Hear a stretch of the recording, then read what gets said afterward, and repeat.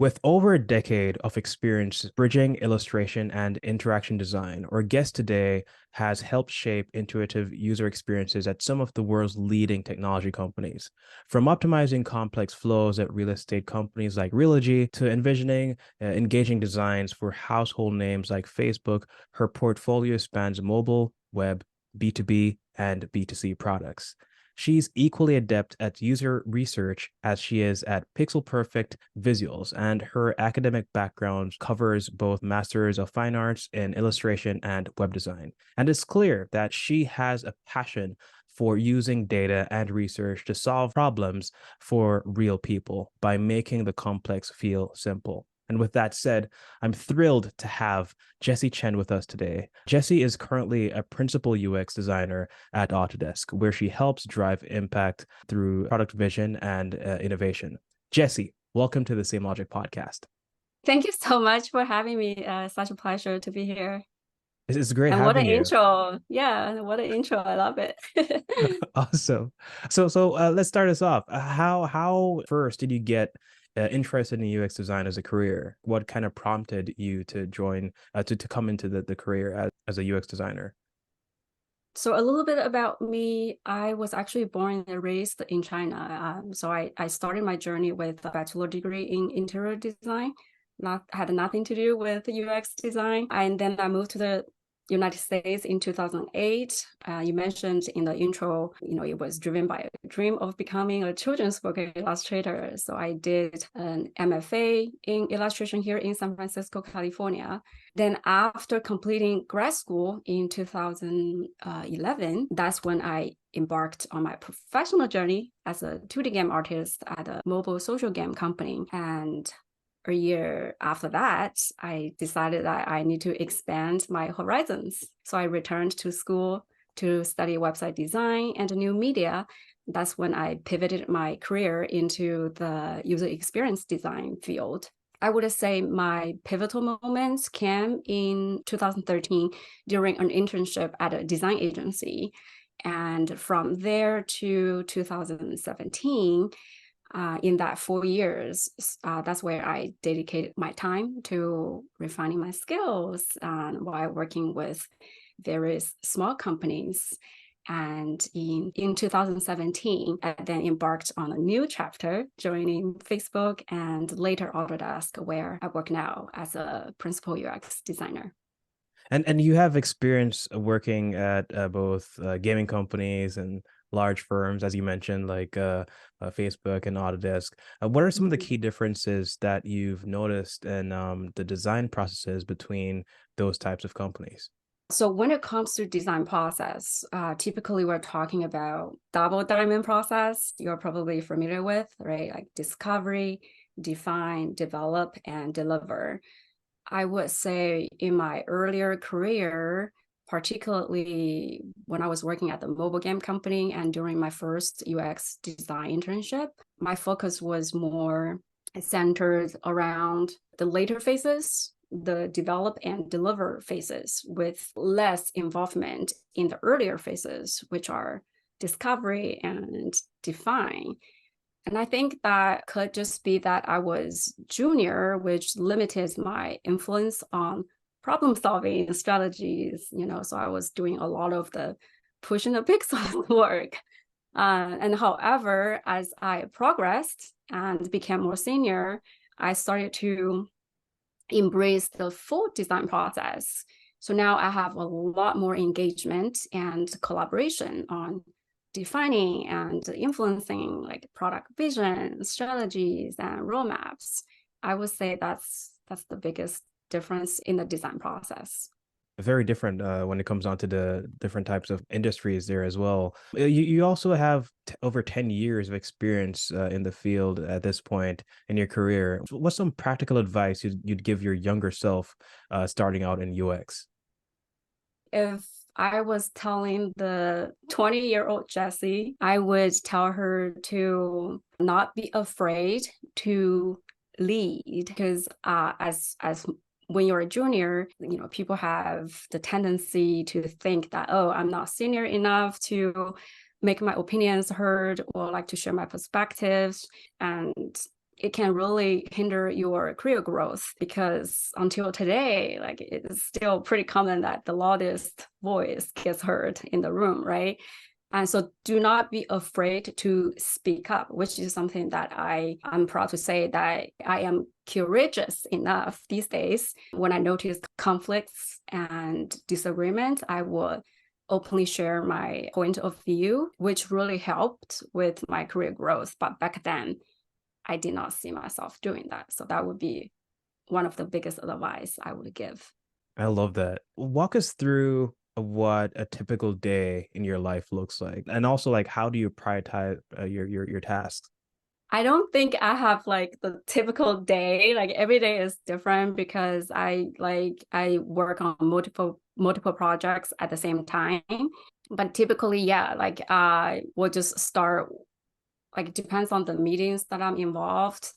If it's a big initiative, we will have group meetings with different leaders on the team to discuss the timelines and the roadmaps and like what are some new feature requests that are added into all the existing roadmap, and something like anything we need to update. And I will also be sitting in meetings with my engineering team, like doing grooming, planning, and making sure like, we have the right tickets assigned for each active sprint, right? And then there's a lot of like design support. So in addition to those meetings, when I have my heads down time, then I will still be working on pixel work, right? Like in addition to the roadmap planning, strategy, all that stuff, I still do my design work. I will still work on my interaction design using Figma. And outside of my design role, I also do some other fun stuff. I lead a design educational program for my design organization, and we host monthly events. So sometimes I would be reaching out to external speakers to join our events, or like internal speakers. So there's all kinds of stuff I do every day. It's different every day. And if you could master like one additional skill at work, what would it be? I would say communication. Communication skills is so crucial for UX designers, in particular, like as you become more senior, you need to get your opinions heard, and how you deliver that message and how to you do the persuasion is extremely important. Communication skills are definitely something that I would love to master, and is something that I've been actively taking courses as well. And being an immigrant, it adds additional complexity because this is my second language. You're a great communicator, so like you're mastering that. I'm pretty sure. Thank you. I hope Uh, so. uh, what are three qualities as well that Mm. you think that makes someone a successful UX designer? I would say the key qualities for designers to be successful are being curious, creative, effective communicators, which I mentioned just now, and great leaders. I would say those are the top qualities. I recently came across an image on LinkedIn, and it says, learn like a junior, lead like a senior. And that really resonated with me because like regardless of our experience level, is so crucial to maintain that growth mindset, right? Stay curious, creative, and never stop learning. There's so much to learn every day. It's overwhelming. So I talked about communication skills earlier, and that really ties to leadership style as well, like your leadership skills. And in my opinion, designers should not hesitate to take on leadership roles, and the titles should not limit anyone, right? Like you might not be a principal UX designer yet, but that shouldn't stop you from leading, right? Like everybody has the potential to be leaders. We just need to unleash that superpower within ourselves. I love that. What is the most challenging or rewarding aspect of collaborating with engineering or developers as a UX designer? I love that question. This is like a perfect question for me to talk about what I have been doing these days. So typically for me, like when working with engineers, right? Like in the beginning, like I faced a lot of challenges due to their lack of understanding of the design process and like very limited collaboration with me and with the design team. So all of that led to UI bugs being discovered after code review, which requires like a full loop of going through coding, reviewing and testing and like for any design changes. And it was so time consuming. So I find it rewarding to just implementing like a very small change, like to introduce a design review column in their engineering Jira Scrum board, like making it mandatory before code review. It's such a small change, but it's so rewarding because it significantly reduced the turnaround time for UI bug fixes. And then there's also include them into my design process. So when we do project kickoff meetings, we will like organize a meeting with the entire engineering team, right? I will collaborate with my product manager and a user researcher. We'll just present the problem statement, the solution impact, like all the user research we did and the design iterations, basically just providing them insight into why we're working on this initiative and like here is how we made those decisions. And the most rewarding thing that I did recently, which I think it was about a month ago, I created a Slack workflow integration called Things to Celebrate in my team's Slack channel, which is something that, like you can just click on the workflow and everybody can give gold stars to each other. And you can share reasons and like you can highlight the demonstrated values like, oh, thank you for being impactful, what you did in those code changes in like a day, and you unblocked like this X amount of customers from using this critical workflow, like such things that you can just call out directly in the Slack channel and everybody sees it. So I find that really rewarding because I see like a very positive team culture being fostered. And it's just amazing to see engineers like actively recognizing each other. Like every time somebody gives a gold star, I will get a Slack notification, and I send them gold stars too. So it's very valuable. I would recommend people doing that because it's just such a great tool for team building and enhancing their sense of ownership, because lots of my engineers, they are contractors, so this is a great way to like make them, they feel like they're valued and included. And so they're more proactive in collaborating with me with design and all the other disciplines. I love that. Like when people feel appreciated, it really boosts morale and you get like so much great work coming out of that. That's pretty amazing. Team morale, yes. What advice do you regularly give to junior designers, and what do you think that they should focus on most importantly? What are the most important things that junior designers should actually focus on? When I mentor younger junior designers, a few areas that I typically emphasize on are, yes, communication skills is always important, right? Like regardless of your experience level. And then there's also the problem solving skills.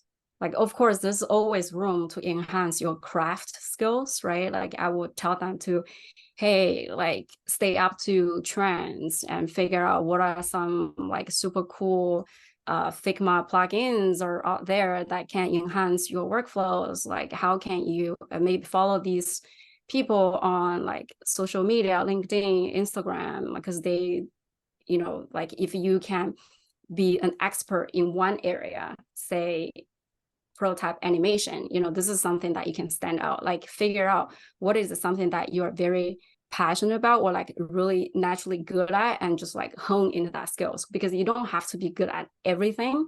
Like pick one area and like really develop in that and stand out, make you stand out. So that's one. And then the other area that I would tell them to focus on is collaboration skills. Collaboration skill is extremely important. Especially if you work at a larger corporate companies, like the amount of stakeholders you have to interact with on a daily basis, sometimes they can give you a headache. So like you think about how like how you collaborate them, how you influence them, like when is a good time to bring them in, and like how do you get them to see your values? Like these are all important skills to work on. What do you think is the biggest limitation or the biggest blind spot in UX currently? And how do you think the industry can evolve or improve this blind spot? So in my opinion, I find it inefficient when it comes to you're giving this design project and you're working hard to come up with all the different concept designs and like doing user testing, right? Um, but then how do you summarize all of these findings and be able to deliver those insights to key stakeholders? Like that process is so time consuming. So what we have to been doing, unfortunately, like we use a tool that already allows you to like upload the video recordings, and you click a button, it just automatically generates the scripts for you, and then you can just like tagging things and like create a research finding report. But even that is so much work. And then in addition to that, designers have to work with user researchers, and they often need to get help from even like PMs or like some other folks who have attended those research sessions to be like, hey, can we sit down together to synthesize all these findings and then group them, bucket them, and then like evaluate, so that whole process takes forever. So think about it. If there's some sort of automation tool, they say like, hey, I don't know what's available out there. There's so many, like millions of AI tools. But if there's one thing that just simplifies that process, if it takes 2 weeks, what if it just takes 2 hours, and it just automatically does everything for you? That is a big blind spot, in my opinion, because think about the time you're saving, right? Like maybe this month you're only able to run one research project. But if the AI tool is able to help you automate all of that, then you can lead 2 or 3 user research projects that month, right? And that will significantly help you to speed up, like moving your initiatives forward on your roadmaps. Your customers will be so much happier. I Yeah. love that. This is my last question here, Jessie. I ask Sure. everyone who comes on to the podcast this question, Yeah. and the question is, what's one weakness that you've turned into your strength? For me, the challenge I faced and continue to work on is overcoming a language barrier, right? I mentioned I'm a first generation immigrant. So, and I think I turned 22 the year I came to the United States. So I had lots of imposter syndrome in communication. Like I was just struggling with expressing opinions and networking, and like which all impacted both my professional and personal growth. But how did I turn that into a strength? Like basically, I just at one point I just decided that, you know what, I'm going to embrace my accent and the knowledge gaps resulting from growing up in a totally different country, right? And so after having that mindset, it just really transformed, that transformation just really empowers me to lead by example, like have the courage to lead and demonstrate to other immigrant colleagues that we can also be leaders. So basically turned this challenge into a strength and really just focus on building my resilience throughout my journey to overcome this language barrier. I may not speak perfectly, but that doesn't stop me from chatting with you on your podcast, right? And I may not write professionally, but I've been writing design articles on Medium and I have over 8,000 followers. And I just actively look for opportunities to stretch my abilities. I mentioned earlier that I run an educational program for my design organization, meaning I have to talk to people that I don't even know, like I never met, inviting them and like collaborating with them. And it's just intimidating sometimes. And I don't know if you can relate, Doing, because you're also an immigrant, right? But I just often describe myself as a hustler because I just cannot stop working on things. Like I'm just constantly working on things, and I just have to work on something meaningful to keep myself thriving. You seem like you're also a hustler, right? I You think, mentioned yeah, that you're building it this podcast. Is it like a labor of love for you? yes, it pretty much is. And I think, like you mentioned that you don't speak professionally. You speak professionally. Like it's very hard to recognize that you're not a native English speaker. So you've turned that into your strength for sure.